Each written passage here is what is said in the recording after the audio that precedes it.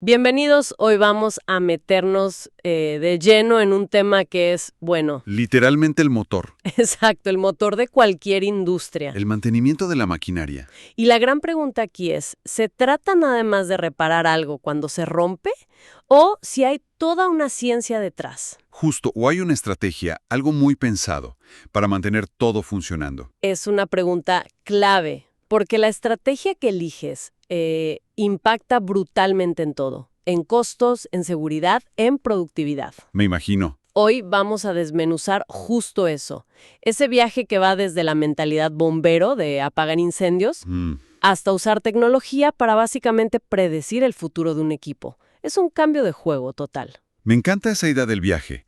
Entonces, para empezar, arranquemos por el punto de partida, el más básico, el que todos entendemos casi por instinto. El mantenimiento correctivo. El de, si no está roto, no lo toques. Ese mismo.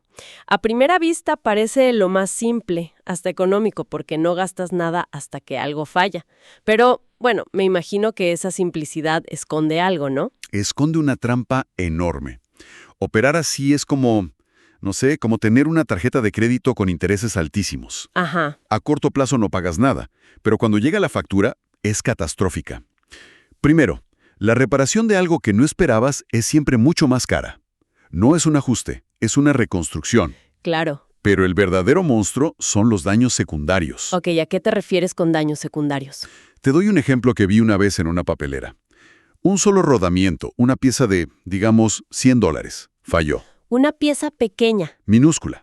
Al fallar, bloqueó el rodillo principal. Ese rodillo desgarró una de las lonas de la prensa. Uy. Una lona que costaba $500,000 reemplazar. Y la planta entera estuvo parada una semana. Ese es el verdadero costo de esperar. ¡Wow!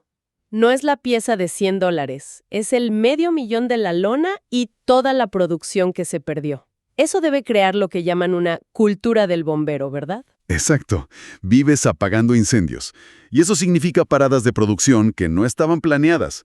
¿Qué es lo más caro que le puede pasar a una fábrica? Y me imagino que también pagar horas extra, comprar repuestos de emergencia. A sobreprecio, claro. Y ni hablar del riesgo para la seguridad del personal cuando una máquina falla de forma violenta. Es un caos planificado. Ok, caos planificado me gusta. Si ser reactivo es eso, es obvio que el siguiente paso tiene que ser intentar adelantarse al problema. Dejar de ser bomberos. Y empezar a prevenir los incendios. Es ahí donde entra el famoso mantenimiento preventivo. Justo ahí. El mantenimiento preventivo es un salto cuántico, sin duda. La idea es simple y se basa en la analogía clásica del cambio de aceite del auto. Claro, no esperas a que el motor se funda. Exacto, lo cambias cada 10,000 kilómetros o cada año. En la industria es igual. Se programan intervenciones basadas en el tiempo de uso o, pues, en un calendario. Suena mucho más sensato, pero sé que hay un pero. ¿Cuál es el problema con ese enfoque? El problema es que se basa en promedios, en estadísticas, no en la condición real del componente. Y aquí viene lo interesante. La gran mayoría de las fallas en equipos complejos son aleatorias. No tienen que ver con la edad de la pieza. O sea que, al cambiar un rodamiento cada 6 meses, por si acaso, Lo más probable es que estés tirando a la basura un rodamiento que estaba perfecto. Uno que quizás podría haber durado 2 años más sin problemas. entonces pasamos de un caos planificado a un desperdicio planificado. Exacto. Estamos gastando dinero en piezas y mano de obra para cambiar cosas que no necesitaban ser cambiadas. Precisamente. Es mucho mejor que el correctivo, ¿eh? No hay duda. Pero sigue siendo muy ineficiente. Funciona bien para cosas con un patrón de desgaste muy claro, como las pastillas de freno de un coche. Ajá. Pero para la mayoría de los componentes es como hacerle una cirugía a una persona sana solo porque su historial familiar dice que podría enfermarse. Entendido. Bueno, aquí es donde la cosa se pone realmente interesante, me parece. Si reaccionar es carísimo y prevenir a ciegas es un desperdicio, necesitamos una tercera vía. Una forma de actuar solo cuando es necesario, pero antes de que todo explote. Eso nos lleva al mantenimiento basado en condición, o predictivo. Pero, ¿cómo funciona? ¿Es como tener una bola de cristal para las máquinas? Casi. No es una bola de cristal, pero es lo más parecido que tenemos en ingeniería. La clave es dejar de adivinar y empezar a medir. A escuchar a la máquina. Exacto. Usamos tecnologías para escuchar la salud de la máquina en tiempo real, sin detenerla. Imagina que somos doctores con estetoscopios súper avanzados. Usamos análisis de vibraciones, termografía, ultrasonido, análisis de aceite. Y cada tecnología te da una pista diferente. Una visión distinta de lo que pasa dentro. Sí. Y me imagino que toda esta tecnología se apoya en algún concepto central. He oído hablar mucho de la curva PF. Suena a que es algo fundamental en todo esto. Lo es todo. La curva PF es el mapa que nos guía. Imagina un gráfico súper simple. En el eje vertical tienes la condición del equipo, de 100% a 0. De perfecto a roto. Exacto. Y en el horizontal, el tiempo. La curva, pues, muestra cómo un componente se va degradando. El punto clave es el punto P. PD. De falla potencial. Ese es el primerísimo instante en que una de nuestras tecnologías puede detectar que algo microscópico ha empezado a ir mal. Ok, ese es el primer aviso. El primer síntoma. ¿Y la F? La F es de falla funcional. Es el momento en que la máquina se rompe, deja de hacer su trabajo. El momento del desastre. El que queremos evitar. La magia del mantenimiento predictivo ocurre en el espacio que hay entre esos dos puntos. El intervalo PF. Exacto. Ese es nuestro campo de juego, nuestra ventana de oportunidad. Es el tiempo que tenemos desde que detectamos el problema, en el punto P, hasta que la máquina falla, en el punto F. Y puede ser de semanas o meses. Semanas o incluso meses, sí. Y en esa ventana podemos planificar la reparación con calma, comprar los repuestos sin urgencia, programar la intervención para una parada que ya estuviera planeada. Pasamos del caos al control absoluto. Totalmente. Y supongo que el objetivo es hacer esa ventana, ese intervalo PF, lo más grande posible. Ese es el nombre del juego, y distintas tecnologías te dan ventanas de distinto tamaño. Por ejemplo, el análisis de partículas de desgaste en el aceite o el ultrasonido pueden detectar un problema en un rodamiento en una etapa muy inicial. Dándote un PF de meses. Exacto. El análisis de vibraciones lo detectará un poco después, y mucho más tarde la temperatura empezará a subir, cuando ya puedes oír un ruido extraño o sentir que la máquina está caliente. Ya estás peligrosamente cerca del punto F. Estás en la zona roja. Entendido. Propongo que nos metamos en una de esas tecnologías para entenderlo mejor en la práctica. El análisis de vibraciones siempre me ha parecido la estrella de todo esto. Es que lo es. Una máquina funcionando es un concierto de ruidos y vibraciones. ¿Cómo es posible escuchar en medio de todo ese ruido para saber que, no sé, el segundo violín está desafinado? Esa es la analogía perfecta. La vibración total de una máquina es como el sonido de una orquesta entera. Nuestro trabajo es aislar cada instrumento. ¿Y cómo se hace eso? La herramienta que usamos es un proceso matemático que se llama la transformada rápida de Fourier, o FFT. Lo que hace la FFT es tomar esa señal de vibración, que es compleja y caótica, y la descompone en sus frecuencias individuales. Es como un prisma que descompone la luz blanca en los colores del arco iris. El resultado es un gráfico que llamamos espectro. Y en ese espectro, cada problema mecánico tiene su propia firma, su huella digital. Exactamente. Un analista de vibraciones aprende a leer esas firmas. Por ejemplo, un desbalance, que es como la rueda de un coche mal equilibrada, tiene una firma inconfundible. ¿Cuál es? Un pico de vibración muy alto a una frecuencia que es exactamente la velocidad de giro del eje. A esa frecuencia la llamamos 1x. Si vemos un pico dominante en 1x, sabemos que hay un desbalance. Es así de claro. ¡Wow! ¿Y otros problemas comunes como una desalineación? La desalineación entre dos ejes es un poco más compleja.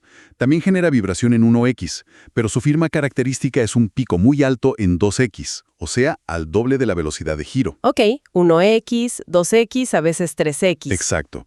Es como si la orquesta tocara una nota fundamental y luego sus armónicos. Pero donde esto se vuelve realmente fascinante es con los defectos en rodamientos. A ver, explícame eso. Porque un rodamiento parece una pieza muy pequeña para generar una señal tan clara.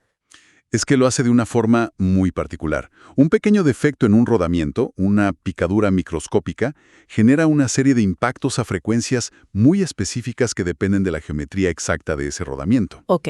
Pero lo más revelador es un fenómeno que se llama modulación de amplitud. Modulación de amplitud. Suena complicado. Pero la idea es simple. El defecto en el rodamiento es como un baterista que golpea un platillo a un ritmo constante. Ese golpe es la frecuencia de falla.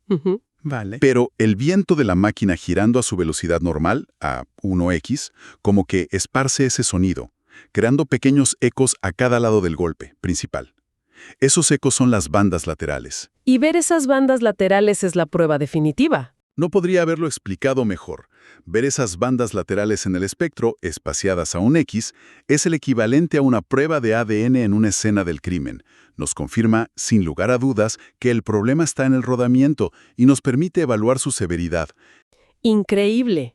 Es increíblemente preciso. Entonces no es solo escuchar un ruido fuerte, es hacer un análisis forense del sonido para encontrar la huella digital del problema. Es como si una doctora, al escuchar el corazón, pudiera decir no solo si el ritmo es incorrecto, sino qué válvula específica está fallando. Es una comparación justa. Es una comparación perfecta. Y no solo usamos la vibración. La termografía, por ejemplo, es como hacerle una tomografía de calor a la máquina. ¿Encontrar fiebres? Exacto. Puntos calientes en conexiones eléctricas o zonas de fricción que son totalmente invisibles a simple vista. Cada tecnología es un sentido diferente que usamos para diagnosticar al paciente. Esto es impresionante, de verdad. El mantenimiento predictivo nos da el superpoder de ver el futuro y planificarlo. Pero esto me lleva a una pregunta casi inevitable. ¿Hay algo más allá? Sí. ¿Se puede llegar a un nivel superior a la predicción? Sí, lo hay. Y es un cambio de mentalidad tan grande como el de pasar de reactivo a predictivo. Es el nivel del mantenimiento proactivo y de precisión. Ok. Aquí la filosofía da un giro de 180 grados. A ver, si el predictivo ya parece el objetivo final, ¿qué es lo que cambia? Al mantenimiento predictivo acepta que las fallas van a ocurrir, y su objetivo es detectarlas lo antes posible para planificar su reparación. Ok. El mantenimiento proactivo se pregunta, ¿por qué ocurren las fallas en primer lugar? Y su objetivo es eliminar la causa raíz, para que nunca lleguen a producirse. Espera, ese es un cambio de paradigma enorme. Toda la tecnología de la que hablamos, vibración, termografía, es para ser mejores adivinos del futuro. Sí. Pero el mantenimiento proactivo dice que el objetivo no es adivinar mejor el futuro, sino evitar que ese futuro de falla siquiera exista. Esa es la idea. Esa es exactamente la idea. La filosofía pasa a ser hazlo bien desde el principio y para siempre. Dame un ejemplo. En lugar de monitorear un desbalance para ver cómo crece, usamos equipos de balanceo de alta precisión para eliminarlo por completo. En lugar de detectar la desalineación, usamos sistemas de alineación láser para asegurar que los ejes estén alineados con tolerancias de micras. Ah, claro. Se enfoca en usar el lubricante correcto, de la forma correcta, en el momento correcto, en comprar repuestos de calidad y en instalarlos con precisión. Son acciones que atacan la raíz de los problemas que el mantenimiento predictivo se dedica a detectar. Exacto. Es pasar de diagnosticar la enfermedad a promover un estilo de vida saludable para que la máquina nunca se enferme. Justo así. No esperas a que la máquina se ponga enferma. La mantienes en un estado de salud óptimo toda su vida. Es la estrategia definitiva para la confiabilidad. Bueno, para resumir, hemos hecho un viaje increíble. Empezamos con la simple reacción de arreglarlo cuando falla. Luego intentamos adelantarnos con la prevención basada en el tiempo, que era mejor pero ineficiente. Un desperdicio, sí. Dimos el gran salto a la predicción, usando tecnología para leer la condición real de la máquina. Y finalmente, llegamos a la cima. Eliminar las causas de las fallas con el enfoque proactivo. Es un cambio cultural brutal en cómo se gestiona una planta. Totalmente. Y esto nos lleva a una reflexión final que me parece importante. La tecnología de la que hemos hablado es cada vez más barata, más accesible, los sensores son cada vez mejores. La tecnología está ahí. Pero el mayor obstáculo para llegar a ese nivel proactivo no es técnico. Entonces, ¿cuál es? Si tenemos las herramientas, ¿qué nos frena? El obstáculo es organizacional. Es la cultura de la empresa. El éxito real de estos programas no depende de tener el sensor más sofisticado. Depende de crear una cultura donde los datos se conviertan en acciones. De nada sirve que un analista detecte una falla con 6 meses de antelación, escriba un informe perfecto, y que ese informe se quede guardado en un cajón porque la máquina todavía funciona. O sea, la mejor tecnología del mundo es inútil si la mentalidad sigue siendo reactiva. Exacto. El verdadero cambio ocurre cuando el equipo de operaciones, el de planificación y el de mantenimiento trabajan juntos, confían en los datos y actúan basándose en esa información. Es un trabajo en equipo. Totalmente. La pregunta final no es qué tecnología comprar, sino cómo convencemos a toda la organización para que deje de ser un equipo de bomberos y se convierta en un equipo de cirujanos de precisión. Ese es el verdadero desafío. Una reflexión final muy potente. El verdadero cambio no está en el hardware, sino en la mentalidad. Agradecemos la escucha y la participación en este análisis a fondo. Los esperamos en la próxima.